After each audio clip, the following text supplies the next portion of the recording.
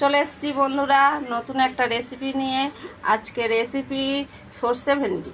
এখানে আমি ভেন্ডি কেটে ধুয়ে রেখে দিয়েছি, তেল বসিয়ে দিয়েছি, গরম হয়ে গেছে।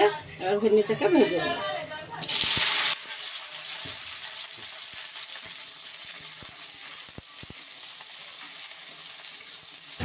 আমাদের ভেন্ডি ভাজা হয়ে গেছে, এবার নামিয়ে নেব।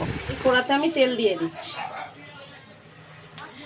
দুটো শুকনো লঙ্কা, একটু জিরে, ভালো করে নেড়ে নেব। আমার জিরে লঙ্কা ভাজা হয়ে গেছে, এবার আমি পেঁয়াজ দেব। পেঁয়াজটা একটু ভালো করে ভেজে নিতে হবে। পেঁয়াজটা ভাজা হয়েছে, এবার আমি 1 চামচ আদা রসুন বাটা দিচ্ছি। আদা রসুনটা ভাজা ভাজা হয়ে গেছে। এবার আমি একটা টমেটো আমি বেটে রেখেছি, এই টমেটোটা দিয়ে ভালো করে মিশিয়ে নিতে হবে। এবার আমি নুন দিলাম, স্বাদ মতো নুন, 1 চামচ লঙ্কা গুঁড়ো, 1 চামচ হলুদ গুঁড়ো, স্বাদ মতন চিনি, জিরে গুঁড়ো, ধনে গুঁড়ো।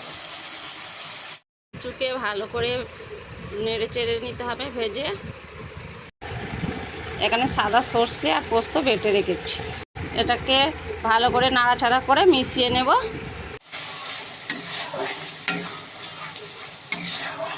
এটাকে আবারও ভালো করে নাড়াচাড়া করে নেব। দেখেছেন বন্ধুরা, তেল ছেড়ে দিয়েছে। এবারে আমি ভেন্ডিটা দেব।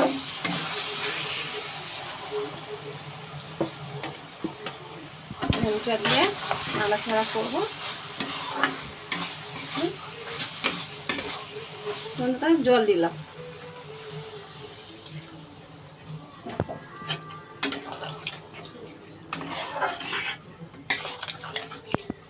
আবারও ভালো করে নাড়াচাড়া করতে হবে।